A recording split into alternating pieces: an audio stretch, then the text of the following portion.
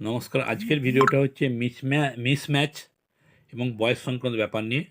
আপনি আপনার নিজের নাম বা আপনি যাকে লিঙ্কেজ করেছেন, পিতামাতা হতে পারে, ঠাকুরদা, ঠাকুরমা, ঠাকুরদি হতে পারেন, তাদের সঙ্গে আপনার অর্থাৎ তাদের নামের বানানের ভুল রয়েছে। সেই জন্য আপনার হিয়ারিং নোটিশ এসছে। বা বয়সের পার্থক্য, আপনার সঙ্গে আপনার বাবার বয়সের পার্থক্য হচ্ছে 15 বছর কম বা 50 বছরের বেশি, বা দাদু, দিদা, ঠাকুরদা, ঠাকুমা সঙ্গে আপনার বয়সের পার্থক্য 40 বছর কম, যেটা একটু সন্দেহ মতো মনে হচ্ছে। সেই জন্য আপনার হিয়ারিং নোটিশ এসছে। এই প্রসঙ্গে আমি ভিডিওটা করছি। এই প্রসঙ্গে একটা কথা বলি। আজকাল দেখছি, মানে আজ 20 জানুয়ারি, 21 জানুয়ারি দেখছি 24 তারিখ অনেকের হিয়ারিং নোটিশ ইস্যু হয়েছে, হিয়ারিং এসছে, কিন্তু তাদেরকে হিয়ারিংয়ে যেতে নিষেধ করছে। তো এই বিষয়ে সত্যতা আমি যাচাই করিনি, তবে এই ঘটনা ঘটলেও ঘটতে পারে। তার কারণ হচ্ছে হয়তো আপনার কোনো ভুল ছিল বা আপনার ফ্যামিলির কোনো ভুল ছিল, সেটা ভেরিফাইড হয়ে গেছে। ভুল ছিল বলে আপনার নোটিশ ইস্যু হয়ে গেছে, ভেরিফাইড হয়ে গেছে বলে সেই নোটিশটা ক্যান্সেল হয়ে গেছে। আপনার তাই সেই জন্য যাওয়ার আপনার কোনো প্রয়োজন নেই। তবে এই ঘটনাটা হয়তো আপনাদেরকে একটু অন্যরকম মনে হবে, তবে আমি এই সত্যতা যাচাই করিনি, আগেই বলেছি। তবে এই ঘটনা ঘটলে ঘটতে পারে। একটা উদাহরণ দিলে আপনি বুঝবেন যে যখন ইপি অর্থাৎ গণনা ফর্ম বা এসআইআর ফর্ম যাকে বলছেন, সেই ফর্ম যখন ফিল আপ চলছিল, বিএলওরা ফিল আপ করছিলেন, ফিল আপ করার পর সাবমিটও করে দিয়েছেন, তবুও আপনাদেরকে রিভেরিফাই করার অপশান দিয়েছিল। সেখান থেকে আপনারা যদি কোন ভুল করেছেন বা মৃত মানুষের ফর্ম ফিল আপ করে দিয়েছেন, তা বা শিফটেড মানুষের করে দিয়েছেন, বা কারো নাম, নিজের নাম সেলফ ম্যাপিং হবে তো তাকে প্রয়োজনীয় ম্যাপিং করে দিয়েছেন, বা অন্য কোনো প্রয়োজনীয় ম্যাপিং করে দিয়েছেন, বা একজনকে সেলফ ম্যাপিং বাদ দিয়ে অন্য কারোর সঙ্গে ম্যাপিং করে দিয়েছেন, সেক্ষেত্রে আপনি রিভেরিফাই করে সেগুলোকে ঠিক করতে পেরেছেন। এখন কিন্তু আপনার সে ক্ষমতা নাই, সে ক্ষমতা আপনার নাই।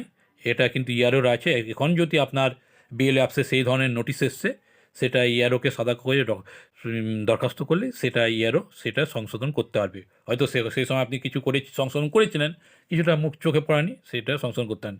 তা যে প্রসঙ্গে এই কথাটা বলা, সেই জন্য বলছি যে এটা যে আপনি বলছিলেন যে নোটিশ ইস্যু হয়েছে যাওয়ার প্রয়োজন, সেটা হলেও হতে পারে, সেই প্রসঙ্গে এই কথা বলা। তো এবার আসি মূল কথায়, যে আপনার নামের মিসম্যাচ রয়েছে, আপনার নামের ভুল রয়েছে, বা বয়সের পার্থক্য রয়েছে, সেক্ষেত্রে আপনি কী করবেন? দেখুন, আপনাদের স্ক্রিনের সামনে এসছে কমিশনের দেওয়া 13টি নথির কথা। কমিশনের দেওয়া 13টি নথির মধ্যে যেটাতে আপনার ঠিক রয়েছে আপনার কাছে, এবং যে নথিটা রয়েছে সেই নথিটা আপনি দেবেন। সেই নথিটা দেবেন।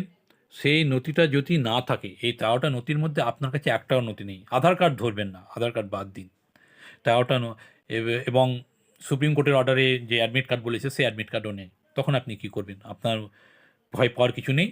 অন্য ডকুমেন্টস দিয়ে, Aadhaar card, voter card, PAN card, ration card, এই কার্ড দিয়ে আপনার ভেরিফিকেশন হবে, হিয়ারিংও হবে। তো যেটা বলছিলাম, যে আপনার কাছে নোটিশ এসছে, যে যেটা বলছিলাম, যে আপনার কাছে নোটিশ এসছে, সেই নোটিশে লেখা আছে your name in last SIR does not match the name in the current electoral roll. If there is a spelling mistake please upload the extract of the last SIR. বা পূর্ববর্তী এসআইআরের সময় প্রস্তুত ভোটার তালিকার সাথে কোনো মিল না থাকা, বা সম্ভবত ভুল মিল থাকার পরিপ্রেক্ষিতে আপনাকে অনুরোধ করা হচ্ছে নিম্ন স্বাক্ষরকারী ব্যক্তির সঙ্গে সাক্ষাৎ করার জন্য। এক্ষেত্রে আপনি কী করবেন? এই ক্ষেত্রে আপনি কী করবেন সেটা জানতে গেলে এই ভিডিওটা দেখুন। কমিশনের দেওয়া 13টি নথির মধ্যে যে কোনো একটা নথি আপনি নেবেন। সেই নথিটা নেওয়ার পর আর কি নেবেন? আর নেবেন আপনাকে যে এসআইআর ফর্ম দিয়েছিল, সেই এসআইআর ফর্মের যে জেরক্সড আপনার কাছে যে রিসিভ আছে, এই দেখুন এসআইআর ফর্ম, সেই এসআইআর ফর্মের জেরক্স কপিটা আপনি নিয়ে যাবেন, রিসিভের জেরক্স কপিটা। আর 2002 সালের ভোটার লিস্টটা নিয়ে যাবেন। এইগুলো কিন্তু স্পেলিং মিস্টেক, বয়স সংক্রান্ত দুটো উভয়ের ক্ষেত্রেই বলছি। আর কি নিয়ে যাবেন? আপনার কাছে যে নোটিশ এসছে সেই নোটিশটা। এবার আমি একটা কথা বলি, আপনার কাছে 13টা নথি আমি তো দেখিয়ে দিয়েছি, কিন্তু আপনি বলে শোনাতে পারেনি ভিডিওর সময়ের অভাবে। তা আপনারা দেখতে পাবেন যে আপনার কাছে গণনা ফর্ম আছে, সেই গণনা ফর্মের উল্টো পৃষ্ঠায় কিন্তু 13টা নথির কথা আছে। আপনি গণনা ফর্ম দেখতে পেলেন না। আপনার কাছে যে নোটিশ এসছে, নোটিশের সেকেন্ড পৃষ্ঠায় 13টা নথির কথা উল্লেখ আছে, এবং আপনি যদি কোনো ভুল তথ্য দেন কী শাস্তি সেটাও উল্লেখ আছে, দেখে নিন। এবার আপনি আসি মিসম্যাচের ক্ষেত্রে বিএলও আন্ডারটেকিং অন অঙ্গীকারপত্র অ্যাক্ট, এটা নিয়ে যাবেন যদি আপনার নামের মিসম্যাচ থাকে। আর পিতার মিসম্যাচ থাকলেও আমি অঙ্গীকারপত্র দিচ্ছি। এই অঙ্গীকারপত্র কিন্তু আপনাদের দায়িত্ব নয়, কিন্তু তবুও নিয়ে যাবেন। তার কারণ হচ্ছে এটা হচ্ছে বিএলওর দায়িত্ব, এটা বিএলও আন্ডারটেকিং, এখানে বিএলওর সই লাগবে, এটা বিএলওরই কাজ। কিন্তু তার উপর ভরসা না করে যদি আপনার কাছে থাকে নিয়ে যাবেন, যদি না থাকে আমাকে কমেন্ট করবেন, আমি দিয়ে দেবো।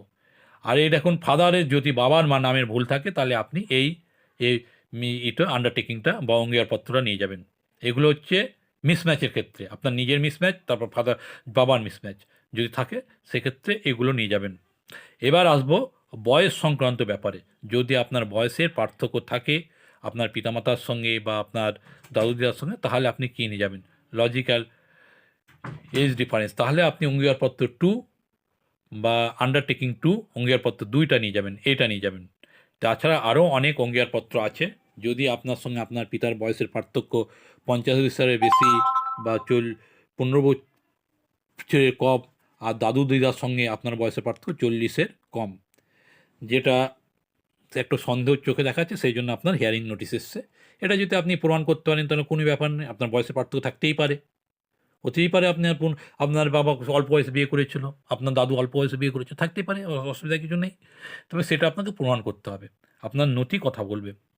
সেটাও আপনার যদি 13খানা নথি থাকে, 13খানা নথি তোর মধ্যে একটা নিয়ে যাচ্ছেন। আর যেগুলো বললাম লাস্ট এসআইআরের যে রিসিপ্ট দিয়েছিল সেই রিসিপ্টের জেরক্সটা, 2002-এর ভোটার লিস্টটা, আর হিয়ারিং নোটিশ, ওটা তো নিয়ে যেতেই হবে, ওগুলো নিয়ে যাচ্ছেন। আর যদি না থাকে তাহলে কি করবেন সেটা আমি পরে বলছি। আর ধরেন আপনার কাছে এই ধরনের আন্ডারটেকিং নয়, আপনার বিএলও অন্য রকম আন্ডারটেকিং দিয়েছে, তাতে আপনার বিভ্রান্ত হবার কিছু নেই।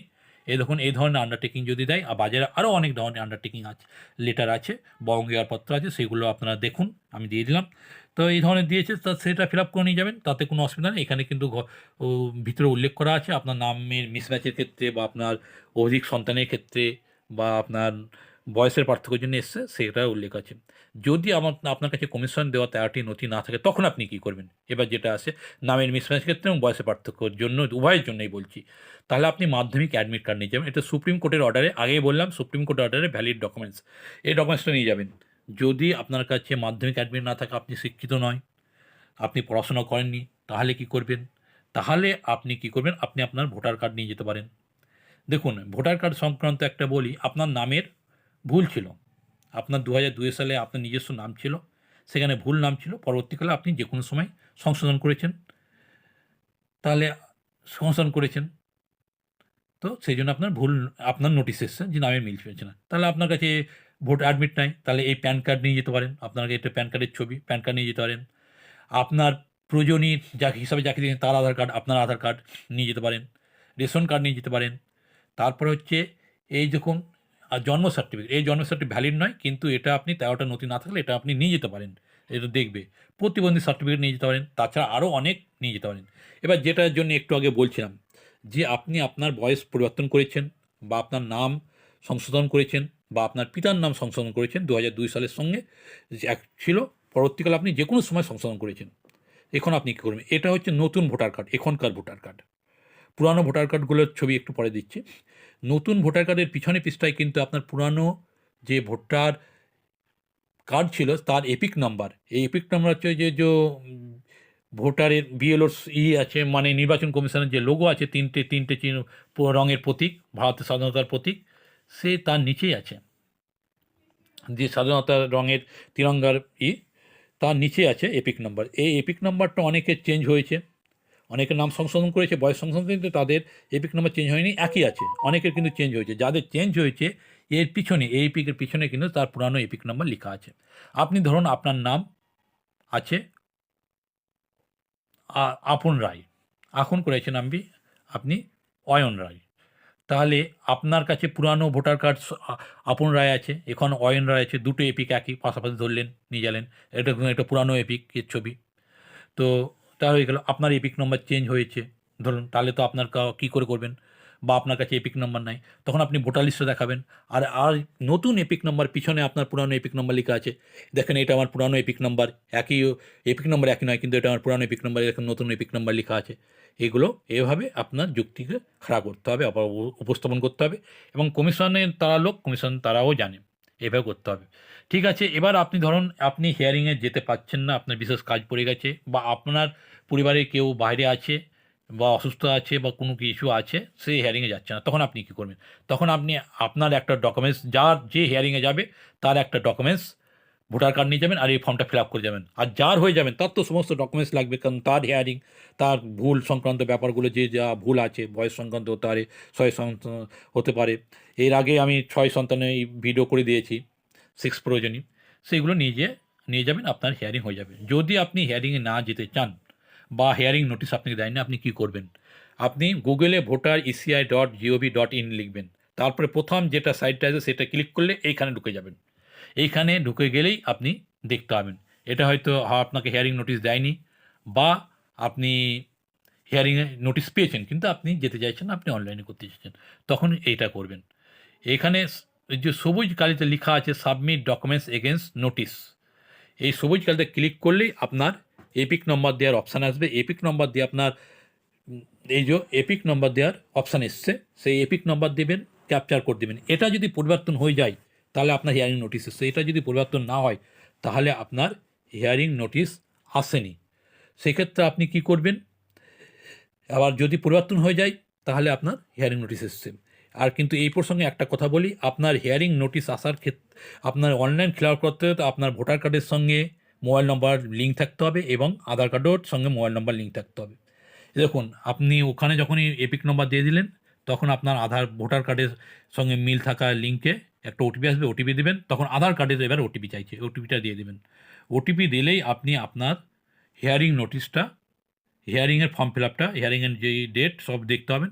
ওই যে ডান সাইডের নিচে ওই হিয়ারিং ডেট লেখা আছে, ওখানে করবেন, ফিল আপ করে দেবেন যে ডকুমেন্টস বলছে। খুব সাধারণ ডকুমেন্টস, একটা ডকুমেন্টস আপলোড করতে হচ্ছে, আপলোড করে দেবেন, অসুবিধা হলে ফোন করে বলবেন। এই আপলোড হয়ে গেল, আপনার আপলোড দেখে দেবে, ডকুমেন্টস সাবমিটেড দেখে দেবে। এবার আপনার বিএলওর কাজ, এটা হচ্ছে বিএলওর ওয়েবসাইট। বিএলও তার অ্যাপস খুলে এই যে লাল কালিতে ঘেরা আছে সেটা দেখতে হবে, ওখানে ভেরিফাই করে দিলে আপনার ভেরিফাই হয়ে যাবে, তাহলে আপনার কাজ হয়ে যাবে। এভাবে আপনি করবেন, অসুবিধা হলে জানাবেন। ওকে।